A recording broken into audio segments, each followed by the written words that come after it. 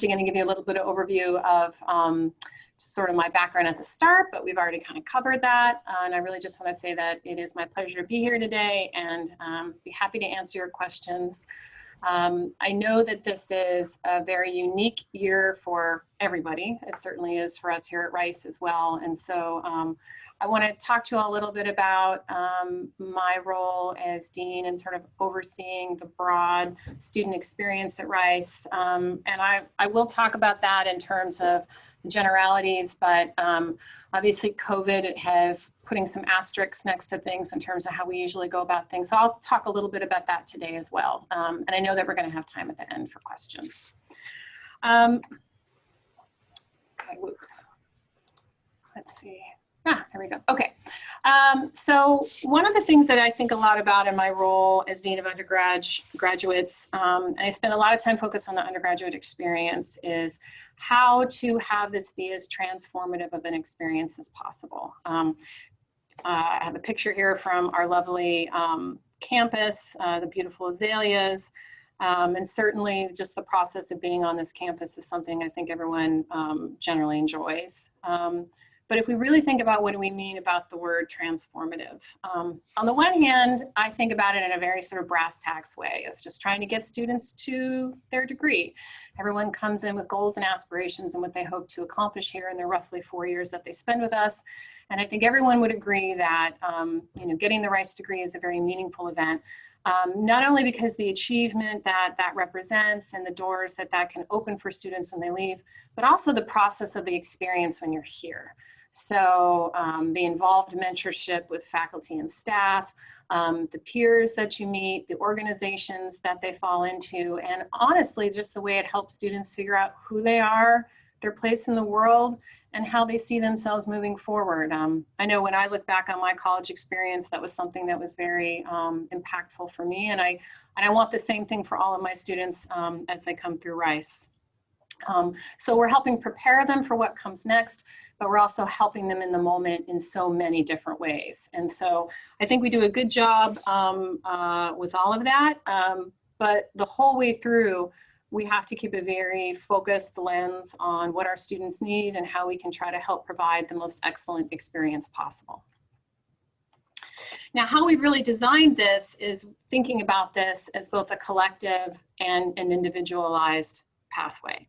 So collective meaning that we have roughly 4,000 undergraduate students at Rice. This particular semester, we have a portion that are living here on campus, about 38%. We have a slightly larger percent that are living nearby but off campus. And then we have about 23% of our student body that's actually fully remote. So when we think about the needs of those students, even in this particular year, right, there's commonalities among all of our students, but there's also the need for individualized attention as well.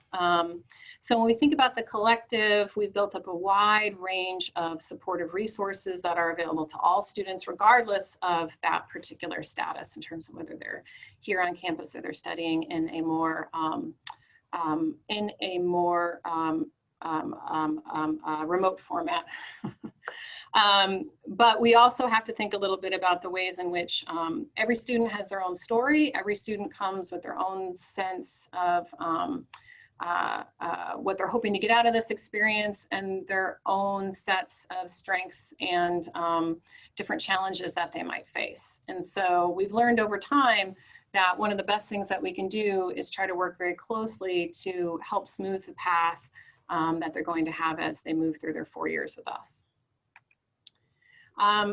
This picture, I wanted to put it up, A, because it's one of my absolute favorite pictures. If you're in my office right now, you'd see it hanging on the wall right over there. And I also think that if we want to talk about the path through Rice, it's a really great visual to look at. And I think it's easy for all of us to picture that this is a student's path through Rice, right? You matriculate, you walk this very straight line towards your goal, towards your degree, walking through the salad port at graduation. That's something that's very iconic, very well known as part of the Rice experience. And for some, this is accurate, right? We have students that come in, they know exactly what they want to do. They have a goal, they've plotted it out, they move forward on that goal. And there's not a lot of wobbling that happens along the way. And that's That's wonderful. I'm very happy for those students. But for others, for quite a few actually, the path is more winding. It's not so set. And we can think about things that cause a winding path for both unexpected reasons that could be positive, but maybe also could be negative and could be somewhat challenging to them. And so when we think about how to help them, we think about that. So, you know, you have the student who comes in, certain they're going to be pre-med. And roughly about 4 out of 10 students show up at Rice every year saying they're going to be pre-med. But then they start taking classes in fields they've never considered, and they reimagine the kind of life that they might have. So maybe they want to stay health related, but they realize epidemiology and the social determinants of health, that's where my passion is. Maybe they discover history and they make a real turn, and they make a total turn to the left. You know, I've sort of seen all of that, and all of those I think are those twists and turns in ways that are kind of what we hope college will do, help them discover that passion. I've said this before to students that life is long, they'll spend it working, they'll spend it hopefully engaged as a productive member of society, and they should think a lot about what's going to bring them joy in that experience, what their interests are, and try to follow those as best they can. But we also have, as much as we can think about those as the happy winding road of self-discovery, we have other students that have challenges along the way, the unexpected that comes up that can put roadblocks in their progression to degree. And so when we talk about the umbrellas of supports that we've built up at Rice, we've tried to think very robustly about the things that we can do to help students get over those hurdles when they come up, so they can continue to move forward and be successful walking through Rice with us. So as Dean of Undergraduates, I oversee a division that includes 15 departments plus the residential college system. Now the departments are clustered into the 3 first groupings that you see here: academic and career supports, experiential learning and leadership development, as well as health and wellness services. So this is everything from our Office of Academic Advising, which includes advising for athletics, as well as advising for those that are pre-med or pre-dental. It's the Center for Career Development, the Center for Teaching Excellence is another example.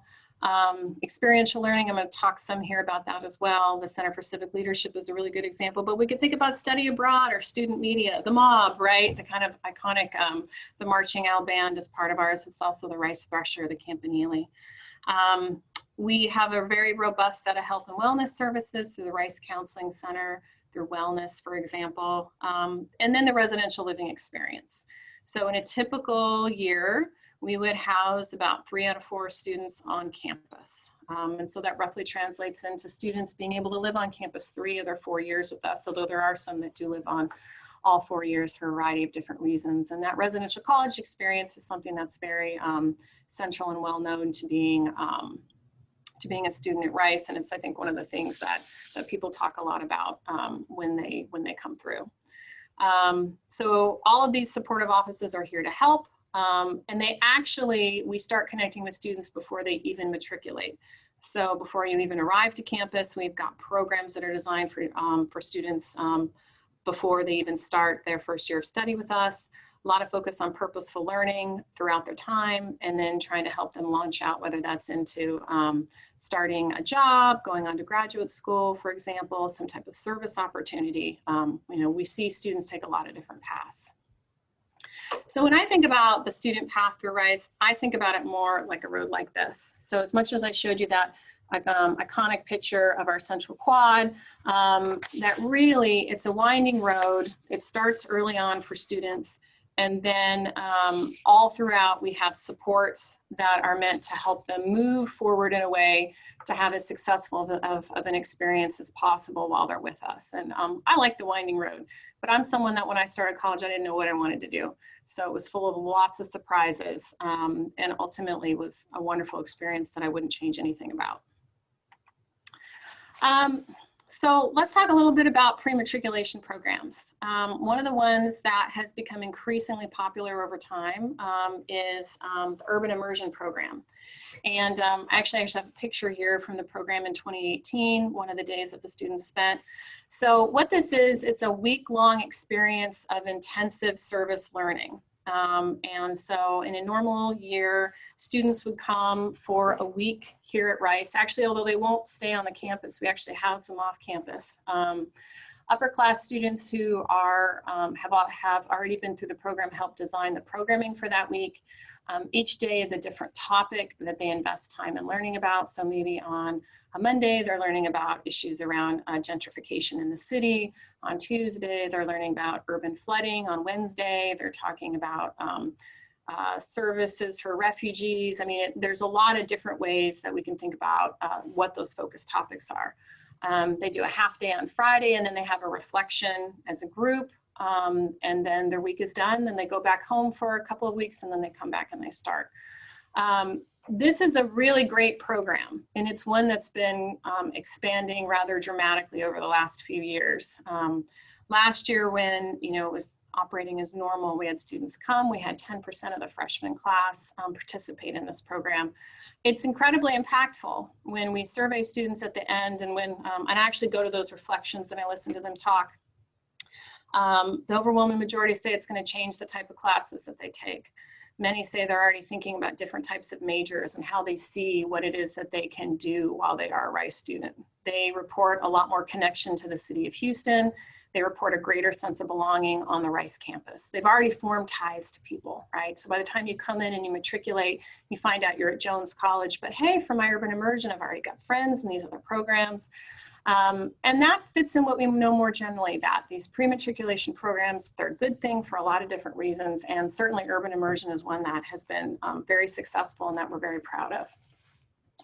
Now this year, in the year of COVID, one of the things we spent the summer doing a lot of work to get ready for this school year start. I've never had a summer like this summer. Everybody at Rice just threw in just full throttle trying to get us to our fall start.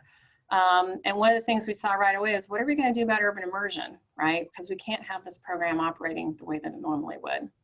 So the Center for Civic Leadership designed instead what they called the Civic Outlets online program.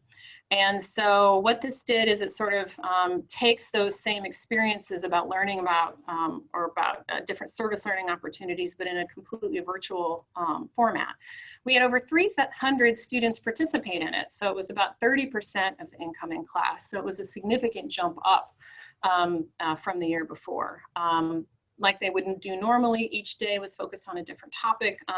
They looked at healthcare disparities, the environment, racial justice. All, however, this year tying not only to themes of civic engagement, but voter engagement, since it's an election year. And on our campus right now, there's a ton of activity going on around early voting. We actually are a polling location for early voting here in Texas. It's being operated out at the Rice football stadium, so you can actually vote in an open air covered concourse, which is great, and our students are serving as poll workers, and so there's a lot of excitement and just general support for people being very engaged civically, but also engaged in actually voting, since that's obviously a very good theme for this year. So the Civic Outlets program was a success, and I was very happy to see that we were able to pivot successfully, given the challenges of COVID, from what would traditionally be a very immersive in-person experience to one that was online. The last pre-matriculation program I'll kind of highlight a little bit here is our Rice Emerging Scholars program. And so this is a program that has been running for a while now, and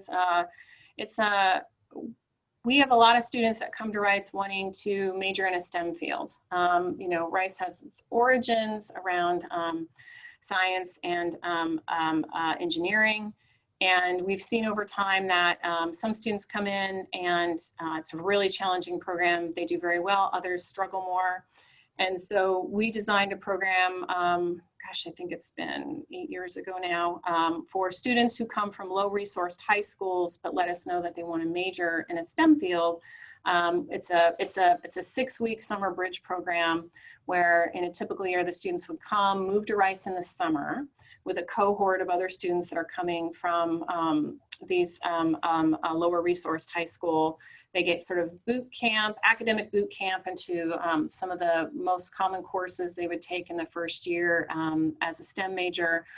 but they also get a lot of intensive mentoring. They form study groups with other students at Rice, and RESP now, we've been able to follow RESP students, several cohorts of RESP students through, gosh, I can't talk today, and compare them to students who did not participate in the program. And we see real benefits, not only in terms of their staying in STEM field, but also with regard to their likelihood of graduating from Rice.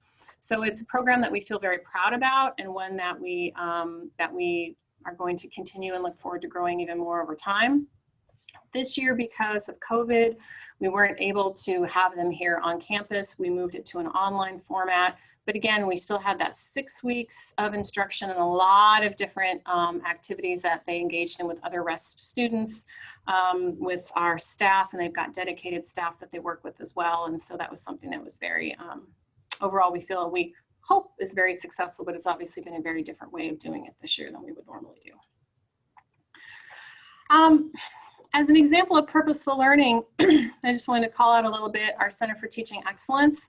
This is actually one of our youngest centers on campus. You know, Rice has had for a long time a reputation of educational excellence, particularly when it comes to undergraduates. But oddly enough, we never had a center on campus dedicated toward teaching and learning. Back in 2012, my predecessor, John Hutchinson, he pulled together a group of award-winning faculty on campus to form the Center for Teaching Excellence. Through fundraising, we were able to launch this into a more full-fledged center. We now have 4 full-time staff that work in the center. They do a lot of amazing work around teaching and learning at Rice. They engage a lot with our instructors. Also a graduate certificate training program, which is very, very popular. So, you know, we spend a lot of time actually teaching people how to teach, about the pedagogy of teaching. And I think it really helps contribute to a very good climate around education and actually research on education here at Rice. And wow, I can't tell you how important this group has been this year. When we pivoted online in March, CTE staff, I mean, immediately flew into action trying to provide supports for our instructors who were doing this, many of whom had never taught online before. So as much as that was also an important moment for our Office of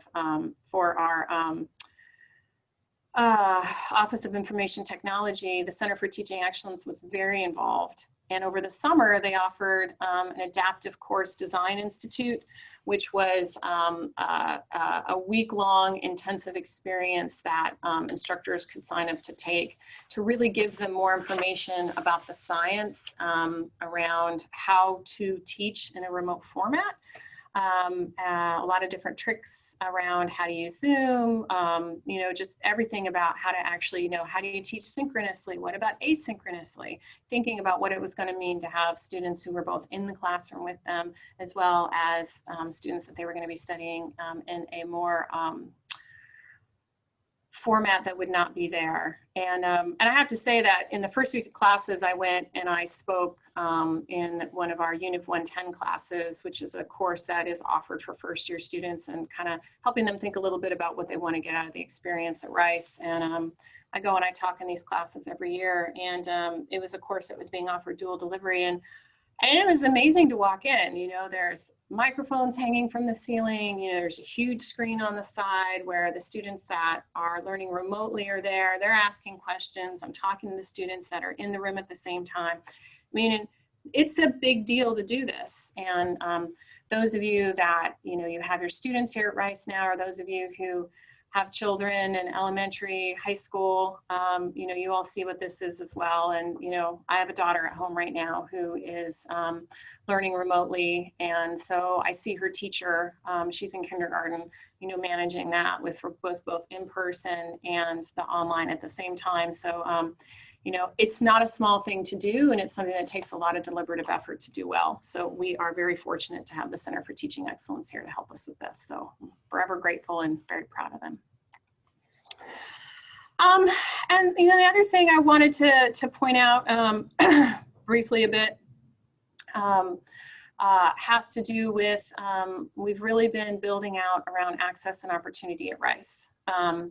You know, a couple of years ago now, we announced the Rice Investment, right, which just was enhanced financial aid plan for families and for students to be able to come to Rice and get the financial support they needed around tuition, room and board and fees. But we know that for our lower resource students, you know, we have to think beyond these typical financial packages to help them have a really excellent and equivalent experience. So last spring, right at the start of spring semester, I launched the Access and Opportunity Portal, AOP, which is a location where students can go to request financial support for various educational, experiential, or career building activities.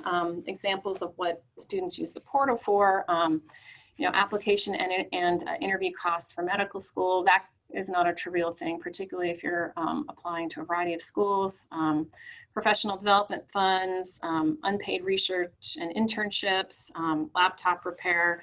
And I'll also note that my office manages emergency requests as well. And in a normal period of time, you know, those kind of percolate along at a fairly lower level. But, you know, in March, when all of a sudden we were pivoting and sending students home, I mean, we spent, you know, tens of thousands of dollars buying plane tickets for students, helping them just transition home very suddenly. So Rice, we continue to offer supports that we need for our students and to try to find ways to help them. And it's been a challenging time, but it's been very heartwarming to see how many people have been invested in this effort and have stepped up and helped us with that as well. And it's something that I'm very committed to, Rice is committed to, certainly all of my amazing professional staff are very committed to as well. So kind of wrapping down the end of my formal comments here, I'll end with this picture of these four lovely ladies. I will say that this is a picture of four young women that I knew very well from when I was a magister at Will Rice College. So every time I look at this, it smiles or makes me smile. You know, ultimately, I want them to have a really great experience with us, and then to launch out wherever it is that they want to go, employment, continued education, or service.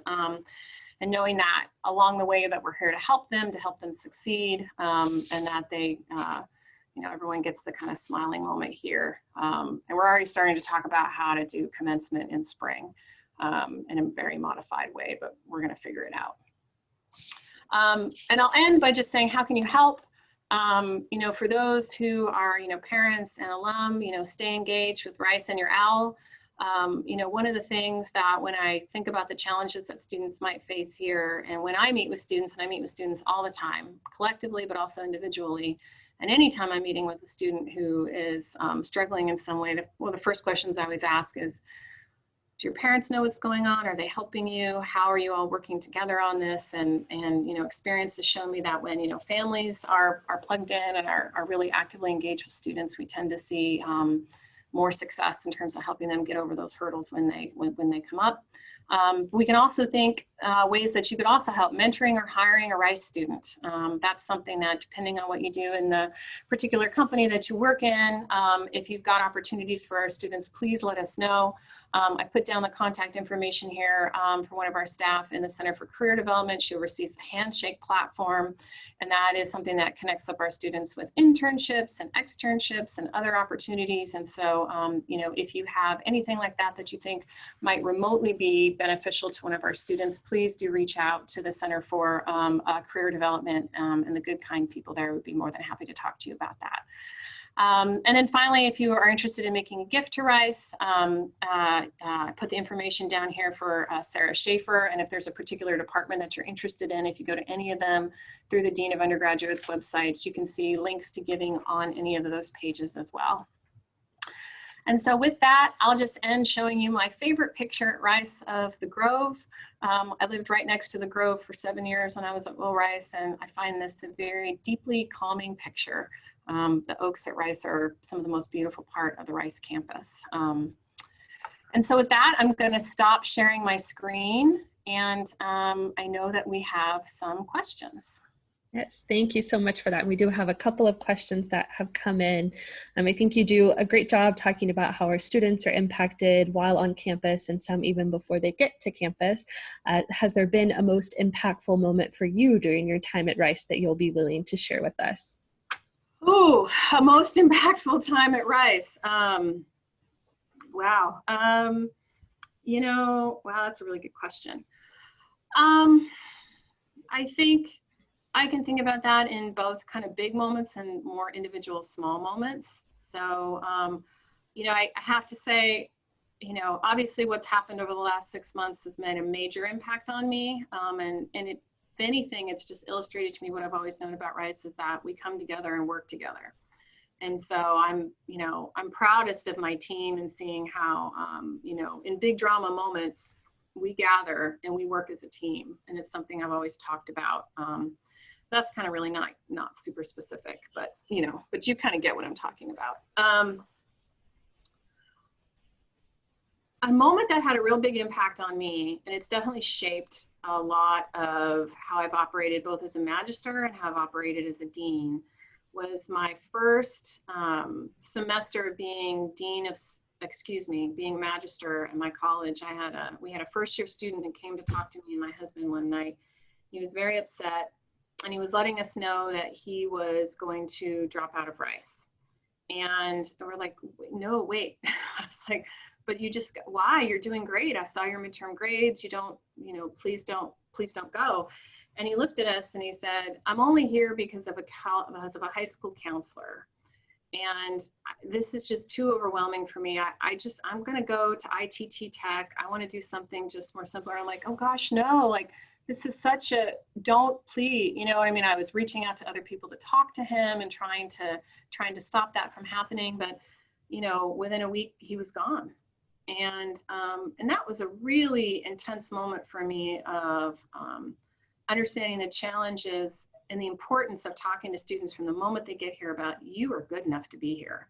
You have already been found deserving. You can do this. And yes, college can feel overwhelming, but how can I help you feel like you belong here?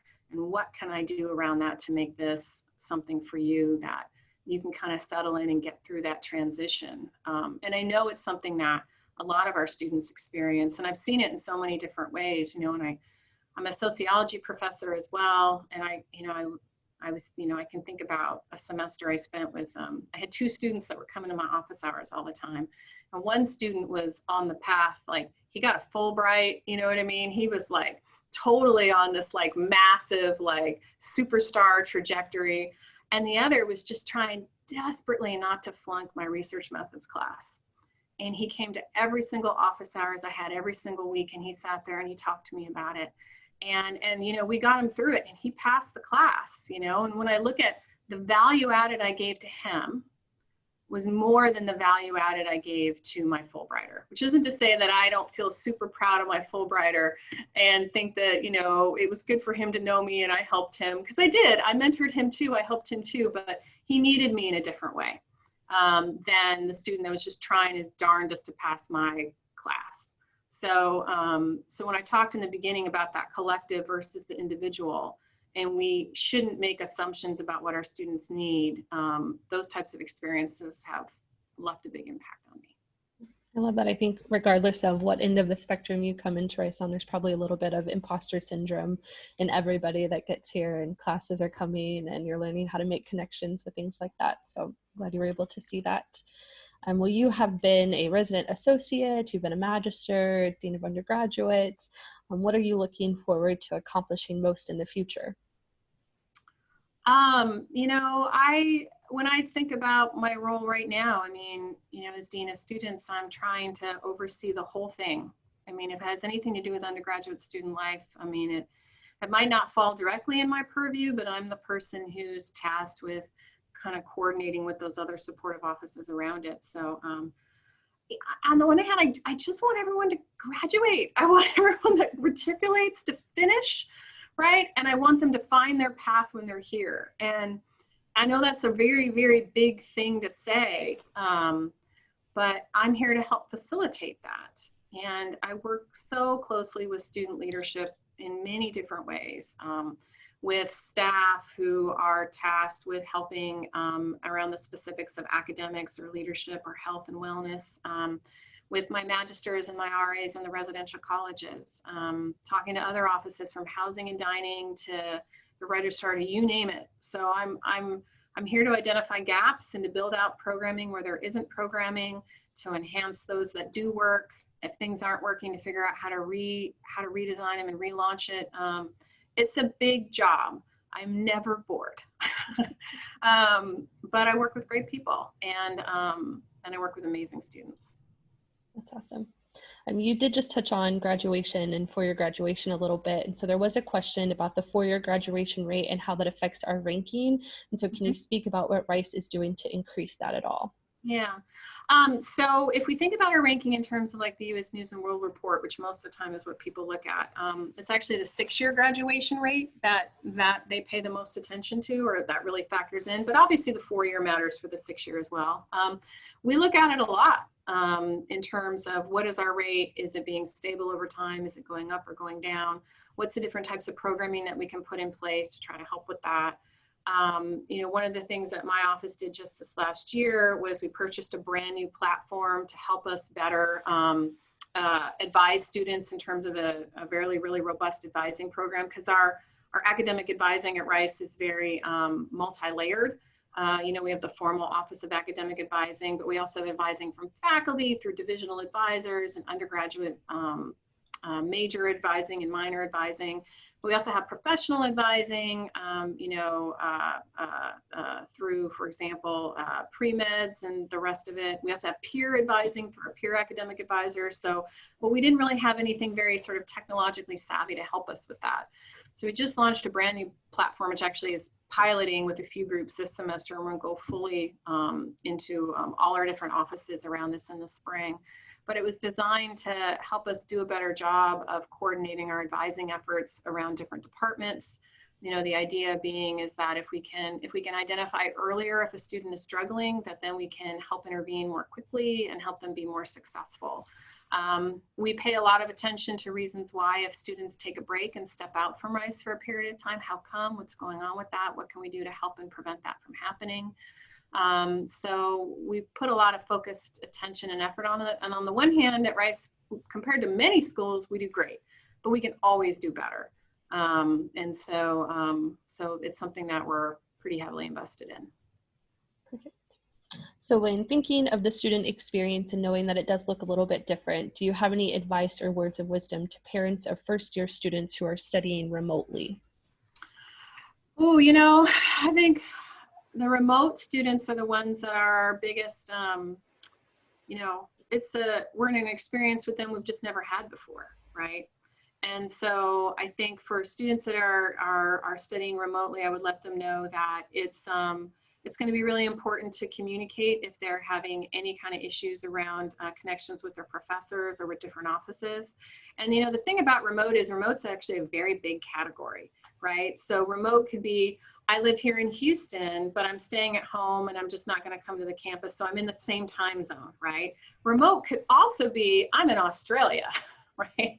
And so what we found with remote students right now is the degree to which they can be synchronous or asynchronous is definitely something that is a significant factor influencing their experience. And so I think in particular for those that are many different time zones away, that's the kind where they're going to have a lot of active conversation with their professors around making sure that they're getting what their needs in their classrooms, as well as connecting up with their residential colleges. And so, so probably the best advice that I can just say, and this is advice I give to all first-year students every year, which is just remembering that you have a lot of resources here, a lot.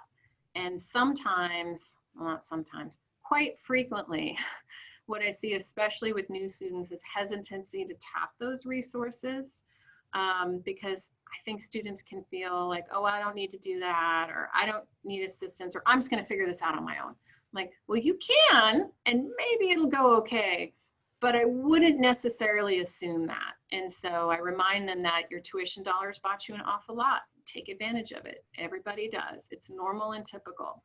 So probably one of the best things I would say, because as a remote student, they're not as around as much on campus to hear me say that and to hear other people kind of drumbeat that in their ear, is that, there's a lot of different offices here to help, right? And it's beyond just the ones that are in my division, and that you should absolutely reach out to the folks that work in those good offices anytime you need them. That's probably the best advice I can give. So we have a question that says they assume that there are differences in residential college cultures and that creates some differences in the overall college experience of the students. Mm-hmm. How does Rice ensure that those experiences are evened out? Oh, that's a great question.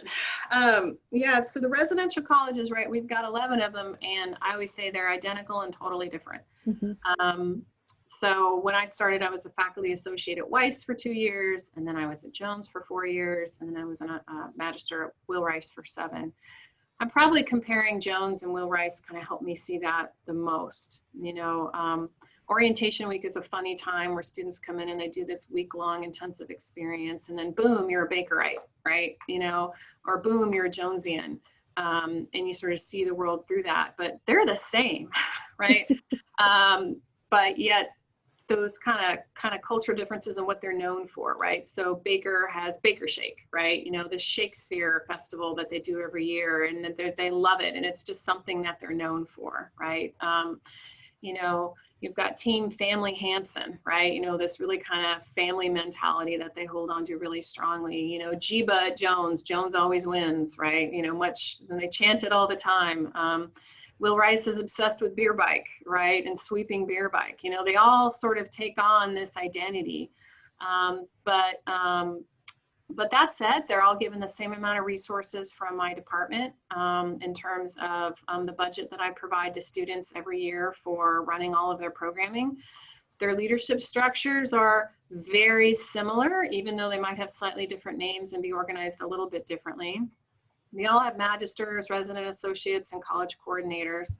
And we do an awful lot, and we offer them all the same resources from the different departments. So, there's way more standardization in how we deal with them than differences, but they feel different both because of those cultural traditions and the physical spaces look different, mm-hmm. right? I know, like how you build a space shapes how people are going to interact in those spaces. So we have 11 colleges built at different times by different architects. And so they look and feel different for those reasons, but they are more similar than they are different, even though nobody affiliates with any of those colleges wants me to say that. So. I was about to say, I'm sure you would have some people arguing, especially during yeah, for sure. When I went from being an RA at Jones to a magister at Will Rice, I joked around the first year that this is what it feels like to be traded on a professional sports team, right? It's like you've gone from one to the other and watching the reaction of the team I left and the team I came into, and it was a really interesting first year. That is honestly probably the best way to put it.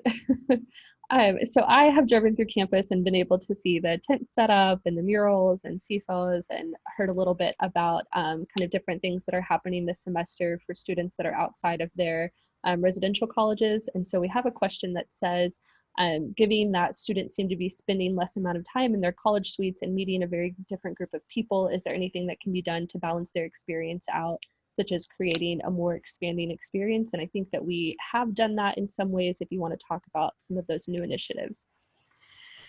Yeah, certainly one of the big challenges this year is social interaction.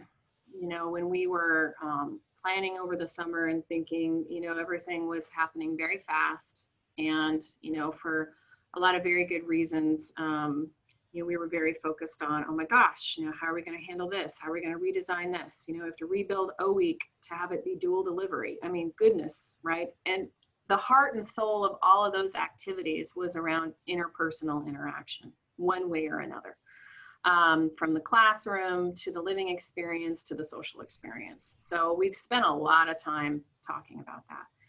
At the end of the day, we exist in an environment where, I can sit here and talk to you right now without a mask because I'm in my office. That's my office alone and the door is closed, right? Otherwise, I have my mask on as I move throughout my day, and as does everybody on our campus. And I'm so proud of them. I can barely see straight. Like, I'm so proud of our students.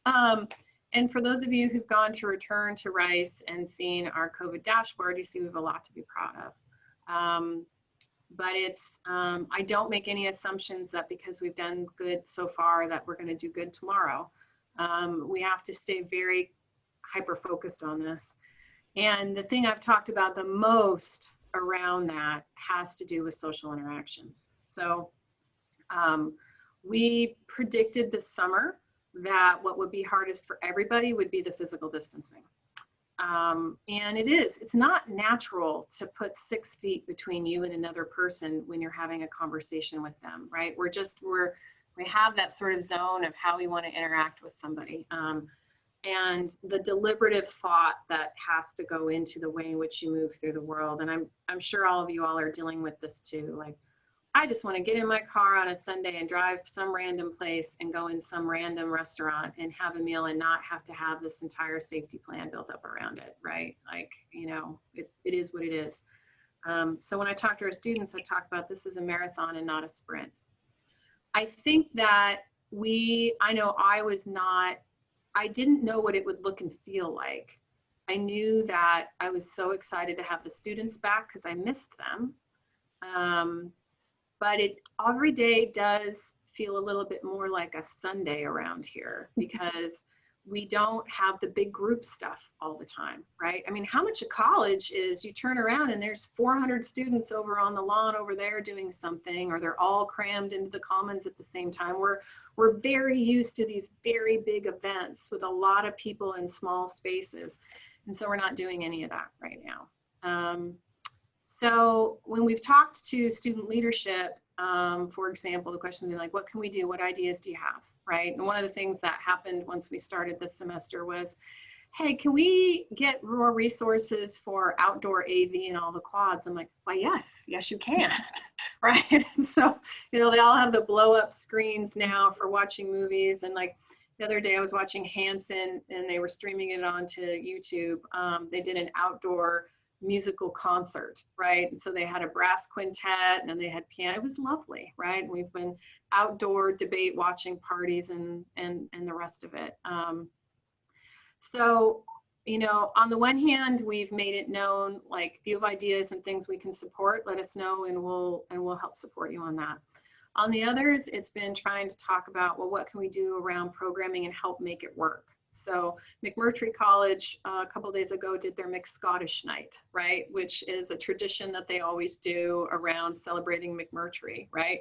But they had a whole new set of rules around it, but it did my heart good to go over there and I saw the pillars were all purple and gray and, everyone said it was great and they were so excited that they found a way to do it. So I don't know if I've answered your question. I feel like I've kind of rambled around your question a little bit, but I also sort of feel like that's kind of what we've been doing is, and I'm not in a bad way, but when I talk to my students about it, I say, I feel like we're running along a spectrum, right? And I've got a dial and I'm turning the dial this way or that way, depending on what's going on at the moment.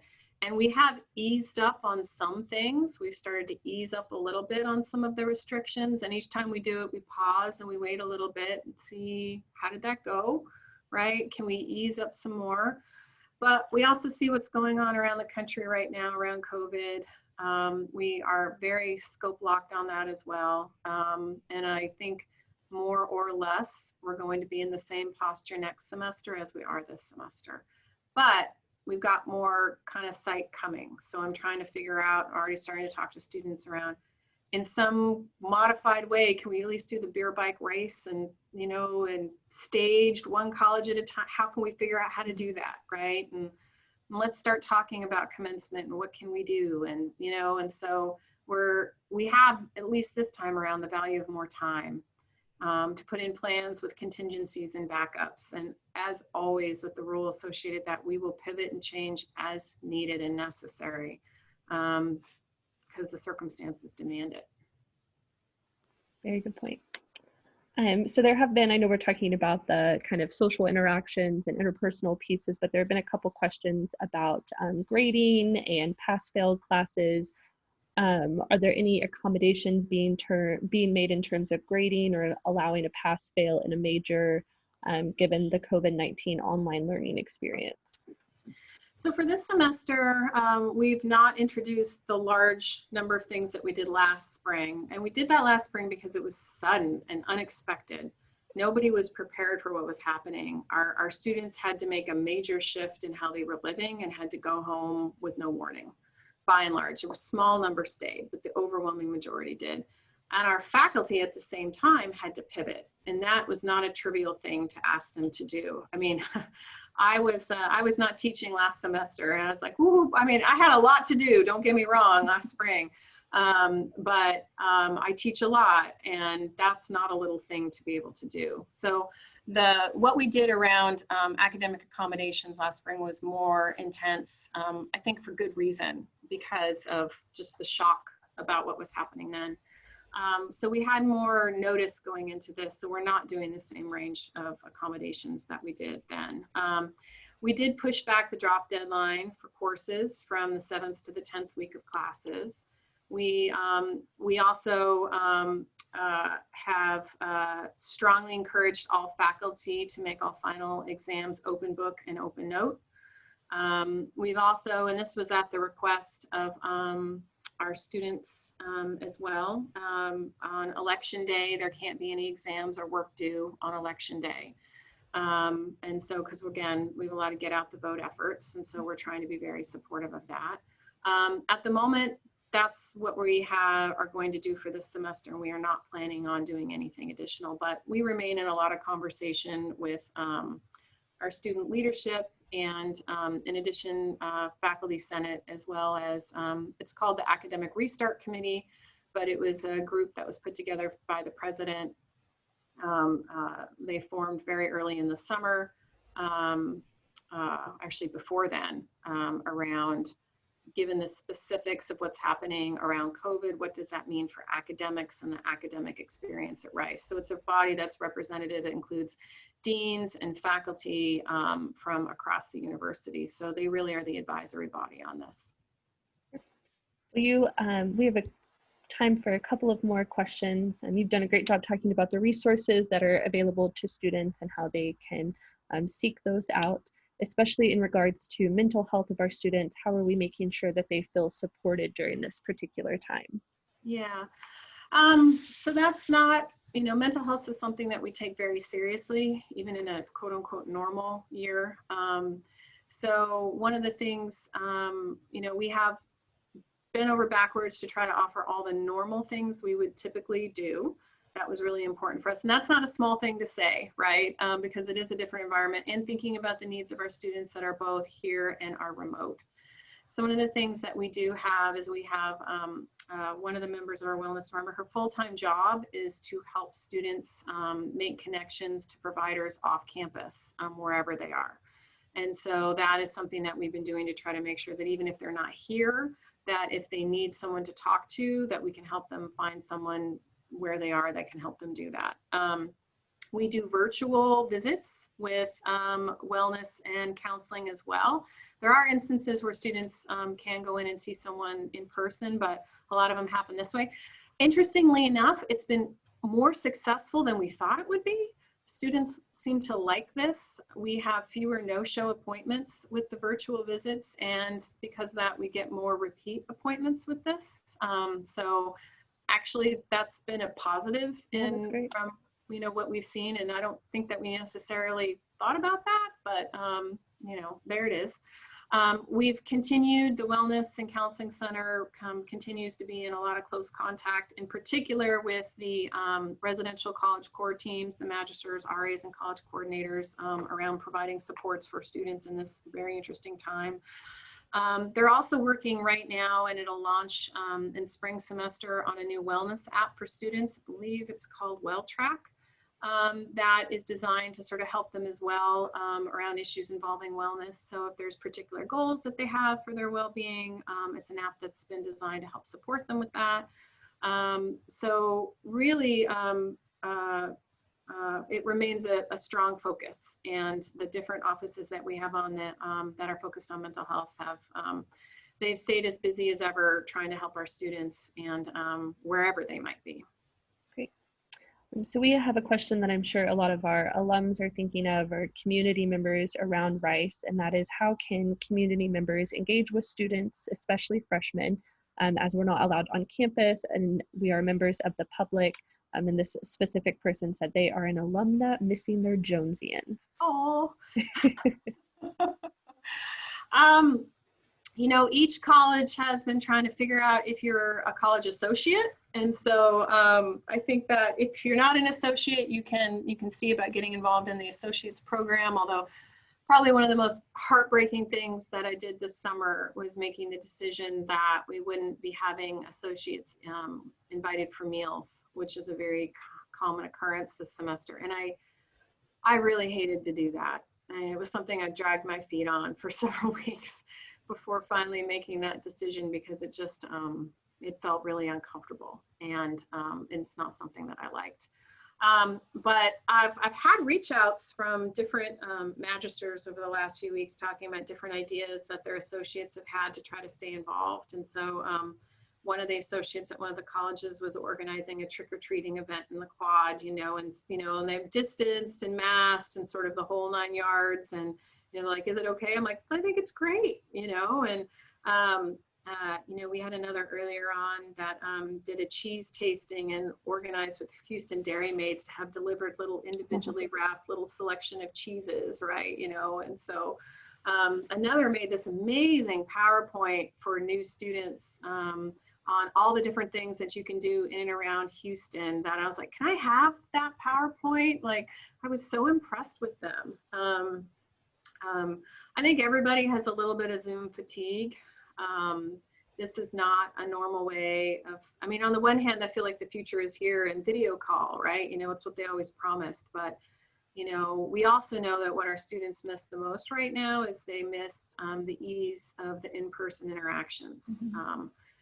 And it's the thing I most want us to be able to snap my fingers and bring back at the way that it used to be. So I think, the best suggestion that I can have is, if you miss your Jonesian, is give Jason Hafner and Jennifer Trotter a call and talk to them about, is there something upcoming that I can try to be involved in and help out with and have a presence at? It's not that visitors aren't allowed on the campus, but there are rules around it. Mm-hmm. And we've had a lot of protections built up around the residential colleges, particularly with keeping persons that don't live there out, because we want to make sure that everyone's adhering to masks and distancing. And they're just spaces that we've built up more protections around than others, at the request of the people who live in those spaces. So I've been very, trying to be very responsive to what will help them feel safe and feel comfortable. So. Awesome. We have one last question that is kind of bigger and overarching, and it's, knowing that what you know now, how do you see the way we interact with undergraduate students continuing to change in the future?